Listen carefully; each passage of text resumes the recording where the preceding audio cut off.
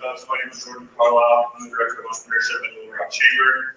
How many of you are new to 1 Million Cups? Never been before. Got 1, 2, awesome. So for you two, this is a weekly educational program. Every single week we have an entrepreneur or someone in the community that is involved with the entrepreneur community that is building something of value. And through that experience of storytelling, coming up here and telling the story about what they're working on, we're able to gain empathy with what they're going through and really learn the details about what it's like to do what they're doing. After they finish their story about why they're doing what they're doing and who they're doing it for and what it is that they're providing, we get a chance to then dive into a really awesome Q&A session for about 20 minutes or so.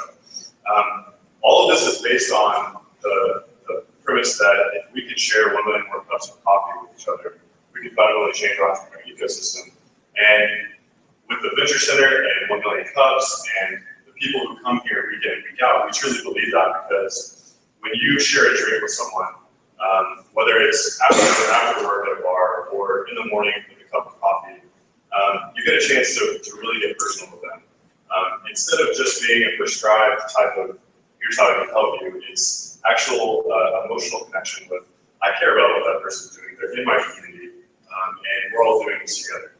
So that's what we're about. But we couldn't do it without our sponsors. First up and foremost, I'd like to thank the Venture Center for providing the space, and also some really awesome support. Jessica and Steve are helping us set up week in and week out, get the coffee going. Thanks to Steve and the Venture Center technology, we now live stream this event on Google Hangouts. So if you're ever stuck at home and can't make it, you can go to the Venture Center's YouTube page and find our presentations.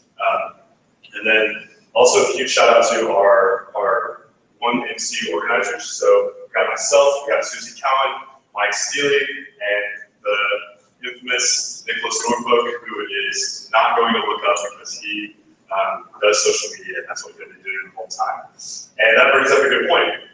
We are very intentional with the fact that we want to share this with our community, and we want to get it out there. And what Nicholas is going to be doing is using hashtag 1MCLR and the handle 1 Million Cups LR. And if you engage with that, he's going to help share whatever it is that you capture. So if you find something inspirational from today, or if there's a bit of information you feel like more people should know about, make sure to share that because we'll help reshare your message, and also you're helping us expand what we're doing into your network.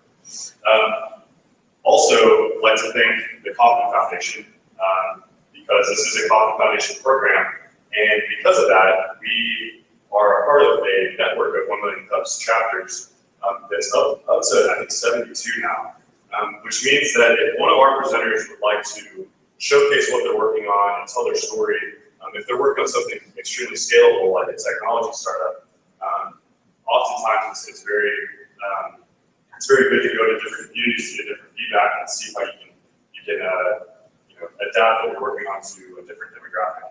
And you have that capability by being a part of 1 Million Cups. So after you come and present, if you're an alumnus, you can then reach out to another city and we can connect you, and then you can have a chance to go and present in some of those audiences, which is actually pretty cool. Kansas City and Fargo and Provo, Utah are, Kansas City doesn't surprise me, but when I tell people that Fargo and Provo have hundreds of people show up to their 1 Million Cups sessions every single week, people are pretty blown away. And so you can go and experience that if you like.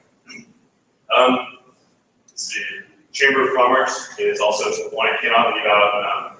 Since I've worked at the Chamber, they've let me work on this project, and they strongly believe in the mission of 1 Million Cups and supporting that organic, local entrepreneurial growth. And so we're so thankful that we can be a part of all this. And that's pretty much it. So that's how everything works. Like I said, storytelling time is about to happen. Keep thinking of good questions while we're going through this presentation. So that way when we get into Q&A, we have a nice discussion going on. So for this week, we are going to hear a little bit about a new coding school that is coming to Little Rock. And they recently hired on a director, Mary Dunlap, who I've had a chance to get to know over the past couple months or so. And they're going to be doing some amazing stuff. And it's really cool too because they made it very intentional to like fit into the community and find ways to work with organizations like Innovative Arkansas Venture Center and the Innovation Hub.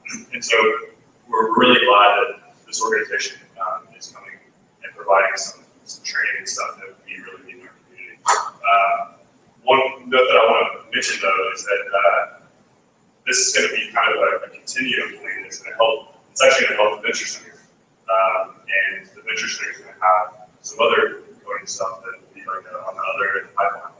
So, Mary, I'm going to let you do the rest. Why don't you come up here and tell us what everything is about and your company. Good morning. Hi. So thank you for coming out today on a rainy Wednesday. I know I had to resist the urge to stay in bed. But as Sean said, my name is Mary, and I'm the campus director of the Iron Yard here in Little Rock, and I'm really excited to tell you kind of about what we're doing. So I'm going to kind of run through a quick background on the Iron Yard, who we are, where we came from, as well as why we're in Little Rock. We can talk about kind of what type of students fit in, and then I'll do kind of a quick overview of what it looks like in class. So cool. So kind of a brief history of the Iron Yard. So we actually started in Greenville, South Carolina as an accelerator program. Much like Dark Challenge here in Arkansas, we were giving $20,000 of seed money in our communities, mostly in the healthcare industry. And while they were running their very first accelerator, they ran into a problem. The problem was that there were not enough software engineers to go around. Stealing from other companies, stealing from other startups, the talent pool was kind of dry there. So they had this genius idea to start an academy. They ran their first classes in Greenville, South Carolina in late 2012, early 2013. And then fast forward to 2015, we have 14 campuses across the U.S., Little Rock being one of the newest ones. Most of them are on the eastern seaboard, but we followed our expansion west. So we've come into Arkansas, Las Vegas, Indianapolis, and Nashville. So that's kind of who the Iron Yard is. But let's talk a little bit about why the Iron Yard has come to Little Rock. So there's a lot of things that happen when the Iron Yard looks at coming into a city, and it's not just, oh, well, we like Little Rock, so we're going to be there. It's a lot more than that. So our founder, or one of our founders, Peter Parker, the CEO, he came into Little Rock, and he met with a lot of people who had a vested interest in what we were doing. Those types of people were just movers and shakers, so anyone in this room. But there were a lot of things that called the Iron Yard Little Rock. One of those being that software engineers are few and far between. We love the ones that we have, but there's a lot of companies from startup level to mid-level to enterprise level that are looking for software engineers, and we wanted to be able to be that pipeline. There's also an incredible kind of tech ecosystem here in Little Rock that I think is growing, and it's growing rapidly, and we wanted to be able to be kind of a piece of that puzzle to fit into kind of the tech community here in Little Rock. And there was a lot of student interest. So I actually walked into this job about 5 weeks ago and had around 150 people that were already searching for information. About a third of those who had applied. So it was an amazing opportunity for people. And there was another thing that we were looking to solve, which is kind of an issue that I've run into with some students, is that a lot of our talent is Arkansas. I think a lot of people can attest to that. So we have people who either are educated in Arkansas and then leave to go find a job, or they take their education out of Arkansas and they never come back. So we strive to have our students really invest in the community while they're in class so they can see what that return on investment is for them personally.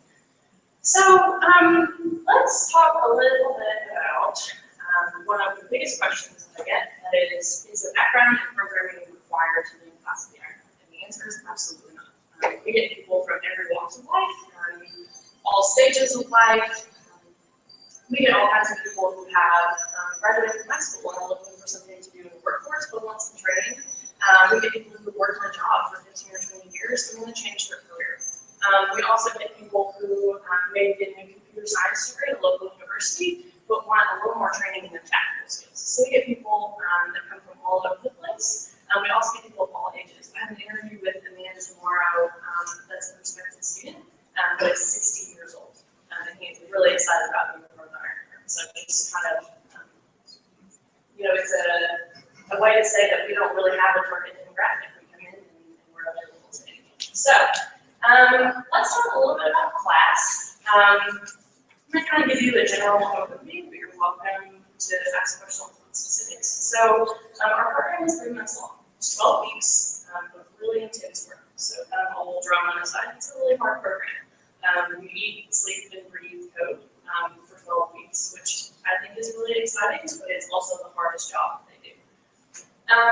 So, a couple of things about our classes. They're structured kind of like a job. So, you're there from 8 to 5 every day. In the mornings, we have lectures. You get to watch your instructor take things apart, absolutely destroy them, and kind of put them back together. And then in the afternoons, you get to be in labs. So that's a time that you can be encouraged to work with your peers or talk to your instructor, and you get that time for one-on-one mentorship, as well as building up some communication skills and talk to your student or to your peers. Also, another exciting piece of news. So about 2 weeks ago, I was meeting people in the community, and we were talking about the need in Arkansas and what we need in Central Arkansas, and a couple of things came up. One of those is that there is an immense immediate need for .NET developers. So I was like, okay, I will work on this. I took that back to my founders, and we had some really long chats about what we were going to do. My idea was, hey, let's run it in the second cohort, which starts in October, so that we can kind of build up those .NET developers for a lot of enterprise level companies that are going to need them. My founder said, absolutely not. We're going to run it in the first cohort. So exciting piece of news is that we're now running a .NET class here in Central Arkansas, so that we can kind of feed those enterprise level companies that really need .NET developers right now. So that's a cool piece of news. So a couple of other things. Our interview process is really cool. So when you apply to be a student, you can apply for all types of scholarships, one of which I'll mention in a second. But you have to go for me. That's basically just to make sure you're not a serial killer. And then you'd be surprised. The second interview is actually with an instructor. So you get to talk to someone who's had experience instructing students and being part of the Iron Bears community, which is really important to understanding how it emotionally feels to be in class. And then you actually get to talk to an alumni, so you get to talk to someone who's previously been through the class, which I think is also important. And then you get to find out what I you're accepted. Last piece of awesomeness I'm going to share with you is that we announced this week an amazing partnership with Milwaukee International, and we're offering $60,000 worth of scholarships. So that breaks down into 12 scholarships for students, so that there's a financial piece coming to the Iron Bear, and that can take off some of that burden, so that the experience here is not so overwhelming. So that was my 3-minute spiel about the Iron Yard, but I'd love to have questions and things. On that note, No doubt in there. What about, it sounds like it's in person. Do you have any non-in-person alternatives for folks that want to do it maybe not necessarily more leisurely, but can't leave their day job? Yeah, sure, that's a great question. So we are set up under our curriculum as a full-time program. But hopefully in the next coming months, we'll be offering in Arkansas some what we call crash courses. So those will be 1 night, maybe 2 nights of really just a crash course. So we kind of dive in at first to some basics to kind of dip your toes in. But our program right now is full-time. So, and that's the same at all of our campuses. hey, Luke Urban, freelance iOS developer. All right, so I'm gonna get into something else on my mind on drive here. So your program is 3 months long, and did you say the cost? Yeah, so it's $12,000 in total. Okay, so I was thinking a lot about this. So I'm thinking just on any age, if they've got the time, they can do 4 months of Treehouse for $200 and learn like anything, versus paying $12,000 learning one thing. So how do you compete with that? How are you going to get the attention to get people to come do your thing versus going on a lower end cost and they can learn anything? They can spend 4 months and just grind and learn everything. Yeah, that's an awesome question, Luke. So there are a lot of things that set us apart, and it's kind of like night and day with all the online stuff. But we have great relationships with programs. Is number one. We love Treehouse. Actually, a lot of our free work is done in coordination with those online places. So we have relationships with Code Academy, with Treehouse, and those types of things, so that our students can be exposed to syntax before they actually get in class. The second thing is, there's a couple of things. So when we come into Little Rock, we work really, really hard, or I guess we work really hard to establish relationships with companies, whether that's a small company, whether it's a startup company, whether it's a mid-sized company or enterprise level company. We work really hard to establish those relationships for 2 reasons. They have a pulse on the community, what's going on, right? And the second thing is that they get jobs.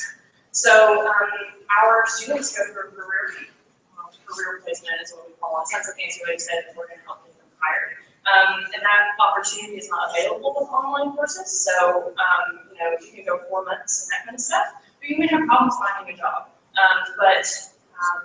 We have relationships with enterprise level companies, small companies, and those types of things that can say, hey, I'm going to need 5 developers in the next 3 months. Can you please speak those to me? Which I got a call 2 days ago from a large company.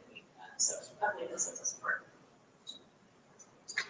Morning, Tim Freeman, Park Network. Tell us a little bit more about the scholarship opportunity and how that breaks down. How do you apply for that? How does that break down in terms of, I know it's a $60,000 endowment, but how does that break down? What is available to each student and how do you qualify for it? Yeah, so the first question, so how does it break down, is that there's 2 full rides, so 2 $12,000 scholarships, 2 task scholarships, that's $6,000, and then 8 $3,000 scholarships, so that's kind of a 4 scholarship. Which in the big picture is a lot of money, right? So $12,000 in very specific, that's a lot of money, but providing these scholarships, you can take that burden off. What was your other question? How do they qualify for it? How do they Yes. apply? What's the Sorry. process? There is a form online that you can go to ryanair.com/scholarships, and there's a scholarship will pop up. And there's one question that you have to answer. And it's about if you could create anything in Little Rock, what would you create? Some GS with that question. But that's it. So you sign up and you apply for the scholarship. Most people who've been applying for the scholarship also apply for the Iron Man at the same time. So we kind of see those coming in as dual things. So that's how you qualify. And then it'll be, those will be evaluated by Little Rock and Iron Man jointly. Chris asked, what percentage of, you said you do candidate placement, what percentage of your graduates do you actually place? What's the number? And in addition to helping them try and find a job, is there also some sort of hard certification that you shoot towards a .NET, certification, like, you have a Microsoft certification you can get through there? What type of hard and fast certification do you shoot for with each of your programs? Yeah, so both of those are really great questions. So as far as career placement goes, for our students that go through our career placement program, we have 100% placement. We do have people that say, I don't want to be involved in that because they want to freelance or they want to work for a startup or whatever it may be. And we try and get those in or get them contracts for people as much as we possibly can because that's still really important, right? Still your livelihood. So we do have 100% placement for people who go through our career placement. And then your second question about certifications is actually really interesting. So we do give them this paper at the end, which I guess qualifies as certification. But we believe that the projects that they work on, they work on group projects, on personal projects, and on a final project, which is producing a fully functional web application. We believe that that speaks for itself.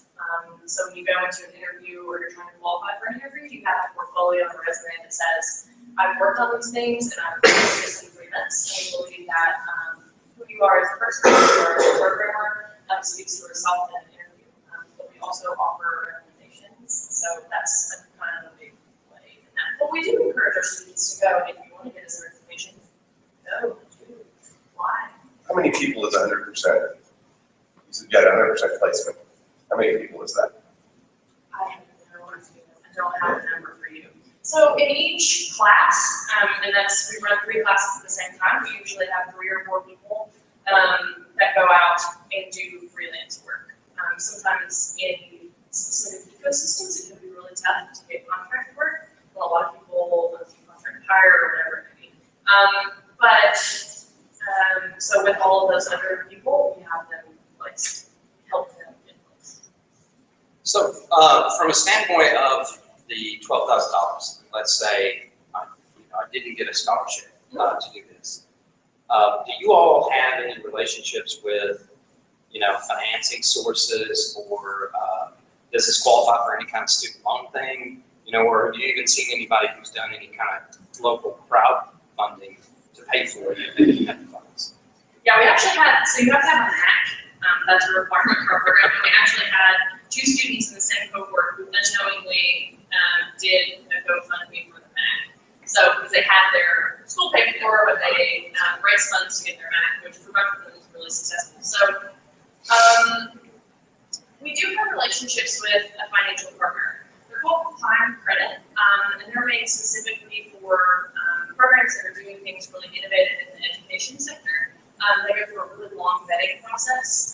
So between 6 and 8 months before they finally say, yeah, we'll finance their students, which I think speaks a lot to what the plan is. But they offer a lot of really great things for our students, which I think are really important. They offer really low interest rates. They can go as low as 5%, which is extremely low as far as student loans go. So for the first 6 months that you have your loan, so 3 months while you're in class, 3 months while you're most likely searching for a job, they keep kind of the nut that you pay really low. So it's usually between $40 and $100 a month, which for someone who's in school full time is really manageable. They don't penalize you, you pay it off early, like a lot of federal loans do. So if you get a contract or you have money saved up, whatever it is, you can pay it off and you're done. You don't get anything more. We're also really flexible. So if you're a contract worker and something falls through, you can call them and be like, oh my gosh, I can't pay this month. They'll say, okay, let's put it on hold for 2 months and then we'll come back to it. So they're really flexible as far as working with people. So we do offer that. If they don't qualify, you can come back and sign with a co-borrower, but we do also offer relationships with people like Upstart, Cave, and so. Have you all had any conversations with the ADC or governor's office about this program? Because Governor Hutchinson's so high on tech education. Is there something he can do to help us with this? Yeah, so I have not personally had any conversations with him. And I have no idea if Peter has or not. Who's our CEO? He's kind of laid the groundwork as well. But the biggest thing that we would love to have from them is kind of just a usual support system. So if they see people coming from high school that really want an education at the Iron Yard, we will try and provide that for them the best that we can. Or if they have, maybe they want to help with their crash courses or with our kids classes, which we do offer free kids classes as well. So that would be the biggest thing that we look for, especially with the initiatives happening. There's time for a few more questions if anyone has. You said it was a pretty intense program. I was just curious kind of what your graduation rate was, and also separate question: have you had any instances of companies like sponsoring existing employees through your program? Yeah, those are both great questions. So every class is inevitable. We have a couple people dropped out, and it's not because of the intensity of the program. Usually, it's because of personal issues. So I just actually had a student who admitted that called and said, "Hey, my mom passed away. I'm not going to be able to participate," which is totally fine. And you got to do what you got to do. You have to take care of the family first. So it's inevitable that we always have a couple people drop out. It's never, never, ever a really high rate, ever. Because we do whatever we can. The instructors do what we can in class. So the other question about sponsoring people, that actually happens a lot. Sometimes it happens in, hey, I'm going to send these 2 employees to go through the program. Sometimes it happens in, hey, I want to sponsor, maybe it's a in-service type of thing. So we kind of adjust some curriculum to be able to come into their office and maybe listen to all the cracks now and they want to do some training on some .NET stuff or whatever it may be. And so we would come in as instructors and campus directors and kind of rework our curriculum to be able to educate you in the way that they need it. We also, at one of our campuses, we have a company that has an entire class going. So they're offering an HWAS program this class, and then immediately after you're finished, you go to this company, which is awesome. So, yeah. Any last questions? All right. One thing I want to mention before we close is that another opportunity to get some cushion on the tuition is if you go to a bar camp June 20th. Mary was gracious enough to provide two $500 giveaways. So if you come to bar camp on June 20th at ULR, you can get into the raffle to get $500 off your tuition. I just want to bring that up selfishly. Hey, last I got one question. more question. Yeah. Tell us your story. How did you end up doing this? Yeah, so, kind of the quick version is that I worked for Boys and Girls Club when I was an undergrad, and that's where I caught the education bug, realizing that there was a serious gap between what they were learning in the regular classroom and what they were learning at the Boys and Girls Club, watching them be passionate about things that were not happening in the classroom, watching kids get held back because they were passionate about taking computers to work, putting them back together, or whatever it may be. So that's where I kind of caught that education bug, but when I graduated, I went to work for a local advertising agency here, just doing kind of digital media stuff, and then heard that I was coming to Little Rock, and here I am. So that's the quick version, but yeah. Awesome. Any last questions? All right, well, let's give it up for Mary. Thank you.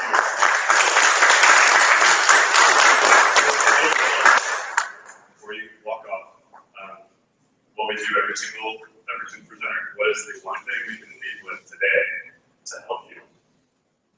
Just spread the word. We're still working really hard to lay really great roots in Arkansas. So if you know people that would be interested, or you want to come out to, we're having a get to know session tomorrow night if you're interested. But we'll also have a grand opening, which is like a faux ribbon cutting kind of thing that you can come to see our space. So just physical support or digital support or whatever. And where is the event tomorrow? It is at View on 6th Street. 6 in Louisiana. From what time? 6:30 to 8. So never 6:30. Yes. So, awesome. Well, thank you, Mary. Give it up for one more time. Thank all of you for coming out this week. Y'all had great questions. Make sure you pay attention to the board splashing. There's lots of great events coming up. I don't know them off the top of my head, but I know that there is going to be another member mixer that was similar to the one that happened last Thursday if you were able to make it. And it's going to be a presentation with Jimmy Moses and Rhett Tucker, who, if you haven't paid attention downtown, their name is plastered on all the buildings because they own them. But more importantly, though, they had a vision a long time ago about what downtown Little Rock could be, and they saw this flourishing grassroots economic technology startup type culture as an opportunity, and they're going to talk about how they have that vision to have a cool, creative downtown, and share all the trials and tribulations that they've gone through, helping build this community. So that's a really cool event. That's probably one you definitely need to write down. Next week for 1 Million Cups, we have Walter Burgess of Power Technologies who's going to be coming. Power Technologies is definitely not a startup, but they're a really amazing company, and I don't think that their story is known enough in our community.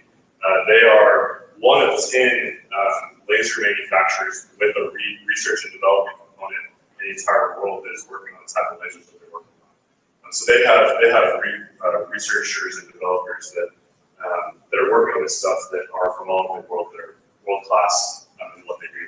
And they're very supportive of this technology community. They think it's awesome, and they geek out over stuff like this. So please come in and check out what Walter has to present next week. And that's a wrap for this week. We'll see you next time. Thank you all.